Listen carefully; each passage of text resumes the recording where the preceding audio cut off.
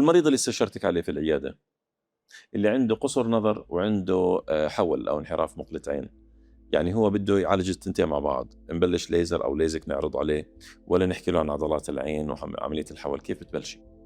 هلا بالنسبة لهذا المريض وأي مريض بده يعمل عملية تصحيح نظر وعملية حول، إحنا بنفضل نبلش في عملية تصحيح النظر. ليه؟ لأنه إحنا بنقيس الزاوية لعملية الحول بالضبط، فبيفرق معنا إنه يكون هو المريض بيشوف 100% وهو تارك النظارة، وعلى أساس إنه تطلع معنا الزاوية دقيقة وأكيوريت. تمام؟ لأنه زي ما بتعرف عملية الحول هي شد عضلات وإرخاء عضلات، والزاوية بتفرق معنا إحنا في التصحيح. فعملية تصحيح النظر بالنسبة لهذا المريض هي الأولى.